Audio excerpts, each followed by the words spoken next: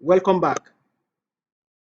In continuation, we'll go through practical steps on how to create a child theme in the event that that child theme did not follow your premium theme which you paid for. So there is another way around it.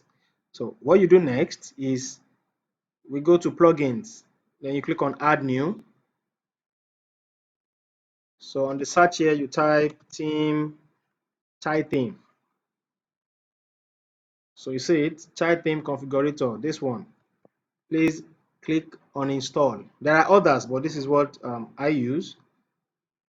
Then you activate. So once that is done, let's be sure that the theme we want to use, Gold, is not activated yet. So let's go back. So under tools, you have to look for it. I think it should be under tools. So the plugin we installed, okay, this is it, child themes. So you click on it.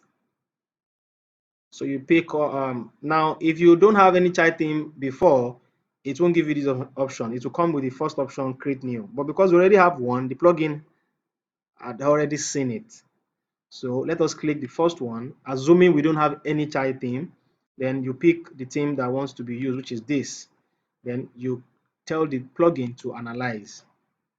Awesome. So this theme is good for installation. So name the new theme directory. So you can simply call it what's the name of this website? So let's call it listed hosting child. So we'll be able to differentiate it. So the first option should be selected here, same thing here. Next thing to do is to come here under menus and widgets, copy menus and widgets, select this, then click to edit child theme attributes. So here is what this is where we put the name again. So either you use Woodmart Child, which is the name of the theme, or you change the name to anything else. You can change it. So here, the theme website. So you can decide to change this to the address of your website. So I'll just copy this here and paste it here. I can decide who is the author. So you, the developer, put your name here. So I like using this this plugin to create a theme, a child theme, because it allows me to insert my details as a developer. So when somebody comes to my site and is trying to sniff around to check who developed this site, you can easily see my name. So I see this as an advert. Then author website here, I will can decide to insert this. So here I can advertise myself, we develop, we design, we create. So you can write whatever it is you want to write here. Good. I'll show you where this will show up once we are done. So theme tags, I don't need this. I normally remove it. Then the version, I'll just call it 9.0. Then you click on create new child theme. So we should have two child theme when we go to our themes under appearance. So now the theme has been generated successfully. So let's go to appearance and go to themes. Good. So you see child and child, but I need this. So I would activate only this.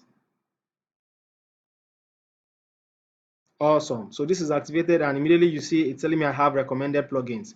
But before we install recommended plugins, let's quickly go to a website that would show you everything I inputted while creating the child theme manually. So let me use this page. So we'll call it